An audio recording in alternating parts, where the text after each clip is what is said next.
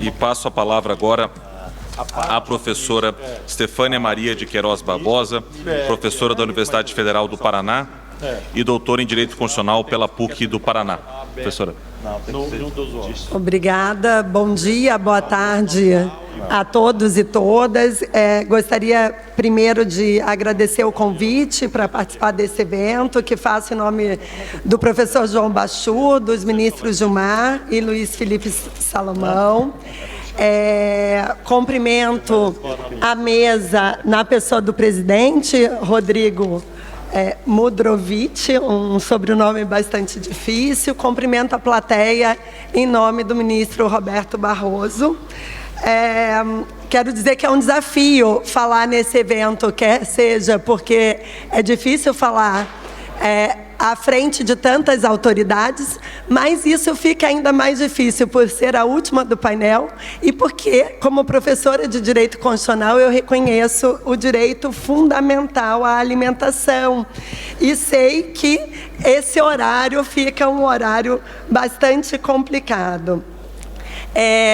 É importante esse fórum jurídico pela possibilidade de diálogo. Normalmente nós, que somos da academia, falamos para a nossa bolha.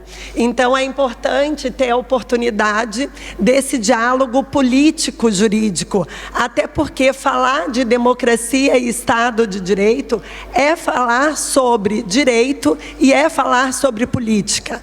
O direito constitucional hoje tem também ficado muito próximo, quer dizer, direito constitucional é também política. E falo, nós, professores de constitucional hoje, somos também um pouquinho de analistas políticos, cientistas políticos, sem toda a metodologia, lógico, dos cientistas políticos. E virou também uma profissão que vive sob fortes emoções nesse Brasil. Quando a gente acha que vai tranquilizar, a cada semana uma emoção diferente.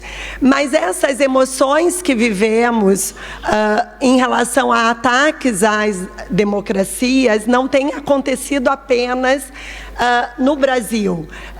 O ministro Gilmar falou que 72% da população mundial vive sob um regime não democrático. De fato, da década de 70 a 2014, a gente teve um aumento das democracias no mundo. E ali parecia ter acontecido o fim da história, como narrou Francis Fukuyama. Mas, a partir de 2014, começa a recessão democrática. O próprio Francis Fukuyama vai analisar a recessão democrática e vai apontar como uma das causas dessa recessão democrática a desigualdade social e a ineficiência da prestação de serviços públicos básicos, como educação e saúde. Então, o governador comentou sobre a questão da inclusão social e da preocupação em políticas públicas, e isso tem sido um agravante para a democracia brasileira. Na década de 90, quando Juan Lins analisa a transição democrática na América Latina, ele já falava e alertava para o grande apoio à ditadura dos brasileiros e do problema da desigualdade social como estrutura para a democracia. E o Brasil, nas últimas pesquisas, tem mostrado que, de fato, a gente chegou a ter 53% da população, pelo Latino Barômetro, apoiando regimes não democráticos. Então, a população, de um modo geral, não consegue ver benefícios na democracia se direitos fundamentais básicos não forem efetivados. Então, não adianta que falemos sobre liberdade de expressão, que é importante, precisamos garantir, mas para a parte da população que não tem acesso a direitos básicos. Uma outra questão que eu gostaria de falar para além desse descrédito da democracia, é que o modelo constitucional ele funciona com várias estruturas de contenção de poderes. Então, para além da contenção de poderes e da separação de poderes básicas entre legislativo, executivo e judiciário, a gente conta também dentro de uma forma de separação e limitação do poder com a federação, o federalismo, que vai fazer uma separação territorial de poderes, mas a gente conta também com tantos outros órgãos que fazem parte desse modelo constitucional dotados de autonomia e de liberdade. Falo, por exemplo, das universidades, que são dotadas pela Constituição de autonomia. A gente tem autonomia científica, liberdade de cátedra, autonomia no orçamento, porque são órgãos que, de alguma maneira, vão trabalhar dentro do que a professora Vicky Jackson chama de instituições de conhecimento. Órgãos como o censo precisam ser independentes, órgãos de pesquisa, quer seja para falar sobre a pandemia e sobre o combate ao Covid, mas também para falar sobre meio ambiente e desmatamento da Amazônia. A gente precisa que todos esses cientistas também sejam garantidos. Mas a gente também precisa de agências independentes, né? E também rever um pouco o nosso direito administrativo e a discricionariedade que é dada aos agentes políticos na nomeação de entes ou cargos públicos, né? Não só a gente tem a proibição do nepotismo, mas para evitar a cooptação de órgãos públicos que vão funcionar como contenção nas mudanças de governos. Então, a gente tem que imaginar que todo esse aparato para dentro, toda essa burocracia também funcione com independência e como forma de contenção de poder. Nos últimos anos, nós tivemos ataques a todas essas instituições que fazem parte da estrutura constitucional democrática brasileira. A gente teve ataques a cientistas como forma de censura a diferentes cientistas, especialmente na questão do meio ambiente. Ataques ao Supremo Tribunal Federal, ao Tribunal Superior Eleitoral e a seus ministros. Essa tem sido uma tática de líderes populistas ao redor do mundo, numa tentativa de fragilizar e tirar o crédito, né? Trabalhar com descrédito da corte. Então, num primeiro momento, você ataca os ministros para tirar credibilidade dos mesmos, para, num segundo momento, justificar, eventualmente, uma alteração da idade de aposentadoria, para que haja troca de ministros, uma alteração do número de ministros. Então, vários países aí no direito comparado alteraram a composição das cortes, e esse é o primeiro passo de erosão democrática por dentro. E esses líderes populistas têm atuado de maneira mais sutil, sem tanques nas ruas, o que é mais difícil de saber em que momento que a democracia rompe, né? Ela não rompe num único dia. São vários atos que vão, de alguma maneira, rompendo a democracia.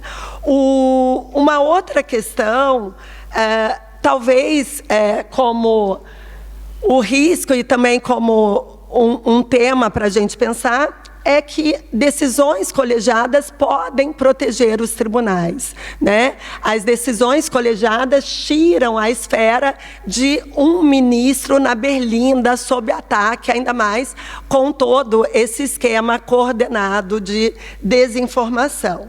Mas temos aí um outro desafio. O governador falou da judicialização da política, e a nossa Constituição dá legitimidade ativa para partidos pequenos, para partidos de minoria. E esses partidos usam seu poder de veto no Supremo Tribunal Federal. Então, isso faz parte da estrutura constitucional brasileira.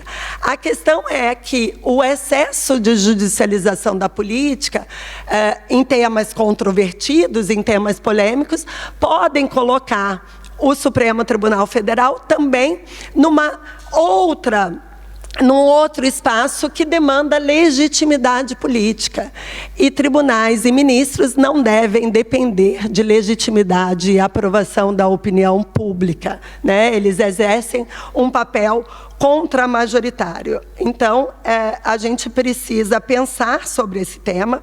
A gente também precisa, né, que o Supremo julgue os crimes contra a democracia, tem feito um importante papel, assim como o TSE, na presidência do ministro Barroso, do ministro Fachin, do ministro Alexandre de Moraes, fizeram um belíssimo papel na defesa das eleições, porque a gente também teve o ataque à integridade do processo eleitoral.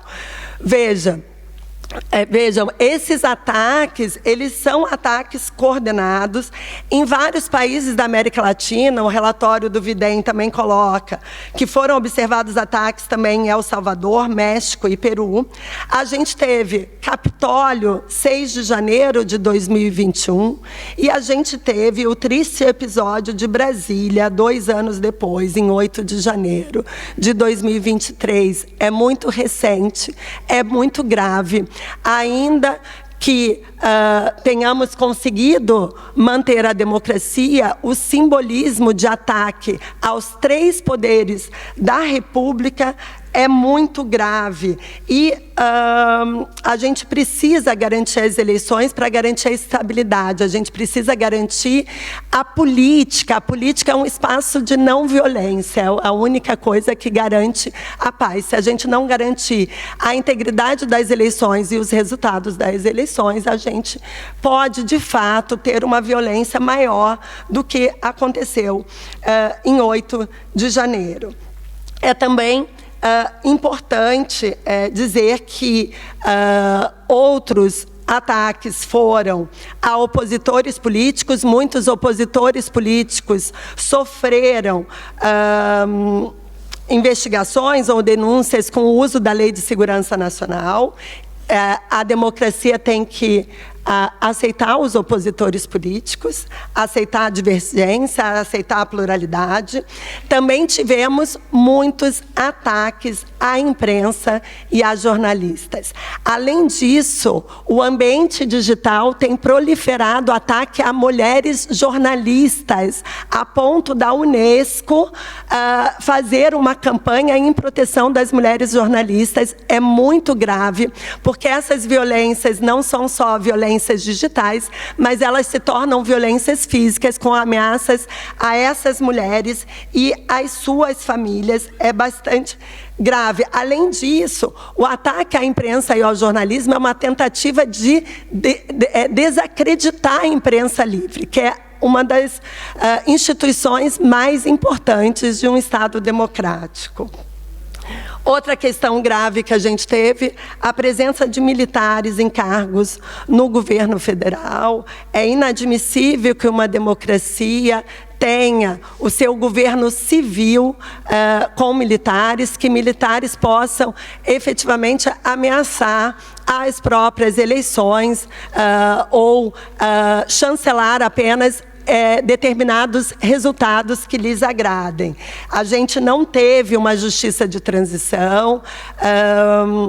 Era como se a democracia fosse já construída a partir da Constituição. Então, a gente precisa, de fato, reconhecer essa fragilidade na nossa transição democrática, a cooptação dos órgãos de controle de um modo geral.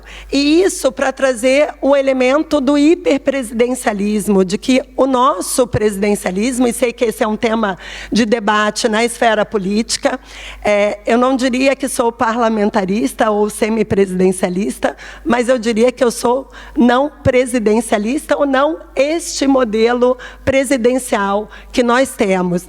Me parece, assim como Rollins e outros autores têm sustentado, o presidencialismo fora o modelo americano, ele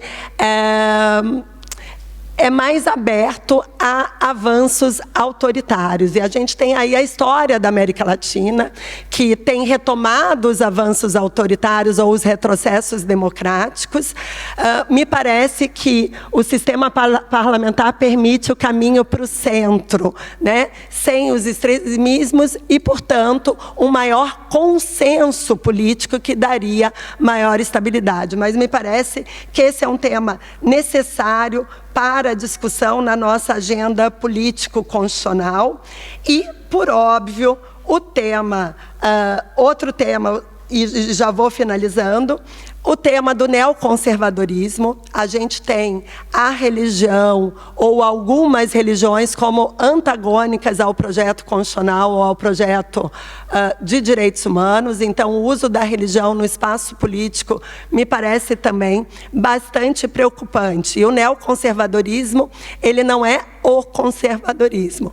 Ele se alia aos movimentos autoritários, assim como Hungria, Polônia e outros países onde você consegue justificar os ataques à democracia com medo da proteção de direitos humanos de minoria. E, por fim, já para finalizar, o último tema, a questão da desinformação. A Constituição brasileira e a jurisprudência do Supremo Tribunal Federal não aceita discurso de ódio. A gente não pode imaginar que na esfera digital há um Estado de não direito ou que o Estado de direito fica submetido a regras de empresas privadas. Então, de fato, vejo a necessidade da regulação dos espaços de mídia e também precisamos pensar que a liberdade de expressão, ela assegura também a liberdade de informação. E quando a gente tem fake news, a gente tem uma espécie de censura.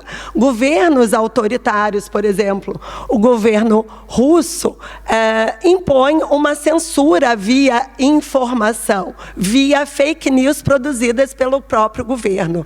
Então, a gente fazer um debate sincero, por óbvio que precisamos ter a preocupação de que governos não censurem, precisamos também proteger a imprensa livre nesse espaço público e digital, mas precisamos promover a democracia, porque é a única forma de promoção da paz e dos direitos humanos. Obrigada.